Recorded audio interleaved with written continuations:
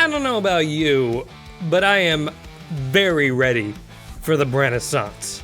Now, if you're a child of the 90s like I am, Brendan Fraser holds a very near and dear place in your heart. And while he may have faded away for a while, today we're going to talk about how there's a very clear path back to the limelight for this former Hollywood hunk, and it may be through a little nostalgia. Brendan Fraser's journey has been nothing short of extraordinary. He's a figure so many of us grew up with, a leading man who could bounce between slapstick comedy and emotional sincerity with ease. He was a kind of everyman action hero who made saving the world look fun, not grim. In the late 90s and early 2000s, he was everywhere. He swung through the jungle in George of the Jungle, he brought laughs in Hard and Bedazzled, and he showed off his dramatic chops in films like Crash. But it was 1999's The Mummy that launched him into true blockbuster territory. As Rick O'Connell, Fraser became the modern Indiana Jones, a ruggish, brave, wisecracking adventurer who fought the undead with charm and, a shotgun to go along with that. The film was a surprise hit, blending action, horror, romance, and humor in a way that just clicked.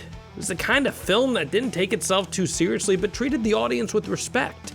It knew exactly what it was. It was fun. It made more than $400 million worldwide, and it kicked off a franchise. He later returned for The Mummy Returns in 2001, but we can just forget about that really bad CGI Dwayne Johnson for like 2 seconds, all right? And then he'd also come back for The Mummy, Tomb of the Dragon Emperor in 2008. By the end of that trilogy, Rick O'Connell was solidified as a beloved figure in cinematic pop culture. But after that third film, Fraser began to disappear from the limelight. His absence wasn't due to lack of talent or lack of fan support. Behind the scenes, he was struggling, physically and emotionally. Years of performing his own stunts left him with multiple injuries. He had knee surgeries, vocal cord issues, and a serious back problem that required quite a bit of extensive work. Now, on top of all of that, he'd go through a painful divorce and suffered personal trauma, including an alleged sexual assault in 2003 that he revealed publicly in 2018. These events, coupled with a shifting industry and changes in public taste, saw him slowly pushed out of leading roles. For years, he worked mostly in supporting parts, TV roles, or even independent films. To many, it felt like Hollywood had forgotten about Brendan Fraser. But fans didn't forget, and neither did his talent. In 2022, Fraser reemerged with a performance that reminded everyone just how powerful he could be. In Darren Aronofsky's The Whale, Fraser played Charlie, a reclusive English teacher living with severe obesity and guilt. The role demanded immense vulnerability, both physically and emotionally. He delivered a performance that was raw, empathetic, and devastatingly human. Audiences at the Venice Film Festival gave him a 6-minute standing ovation. Critics hailed his return as one of the most powerful comebacks in modern film. And then came the Academy Award. Brendan Fraser, after years away from the spotlight, won the Oscar for Best Actor. The industry that had once cast him aside now stood and applauded his strength, his artistry, and yes, his perseverance. And since then, his career has experienced a true resurgence. That's what we call the Brenaissance. He's appeared in Steven Soderbergh's No Sudden Move, played a memorable villain in Batgirl, which was a film that ironically was shelved despite actually being completed, and he starred in Killers of the Flower Moon alongside Leonardo DiCaprio and Robert De Niro. Fraser's name is once again attached to major directors and exciting projects, and yet, through all of this, one question continues to circle. Would Brendan Fraser return to The Mummy?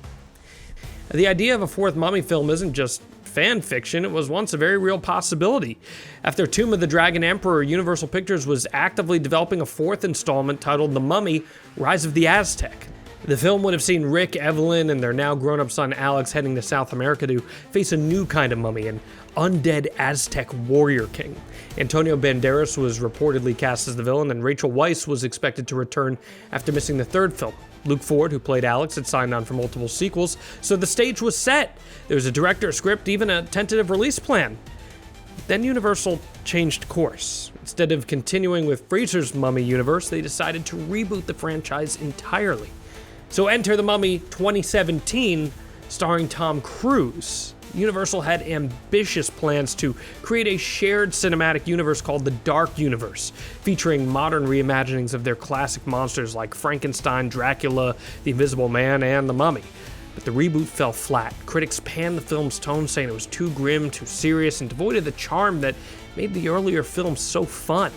It made money at the box office, about $410 million globally, but it was not the mega franchise kickoff that Universal had hoped for, so the Dark Universe collapsed before it could really begin, and The Mummy, Rise of the Aztec, was permanently buried.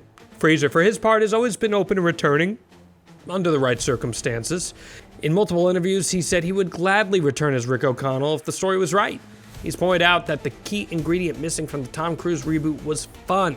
And as he put it, the ingredient that we had going for our Mummy, which I didn't see in that film, was fun. That was what was lacking in that incarnation, end quote. He's right. What made the original trilogy work wasn't just the action or the spectacle, it was the humor, the heart, the sense of adventure that felt more Spielberg than horror. Rick O'Connell wasn't a perfect superhero. He was scrappy, brave, often outmatched, but always charming. And that energy is timeless. In an era where legacy sequels are everywhere, like Top Gun Maverick or Indiana Jones and the Dial of Destiny, a return to the Mummy with Fraser at the helm feels not just possible, but inevitable. Fans are craving it. Online forums and social media explode with enthusiasm every time the idea is even mentioned. Reddit threads are filled with comments like the Brenaissance will be complete if he does another Mummy movie, or give Rick O'Connell one last ride. The love for Fraser's performance and for that character is as strong as ever. Now, adding fuel to that fire is the fact that Universal is currently developing yet another new Mummy movie, this time set to be released in 2026.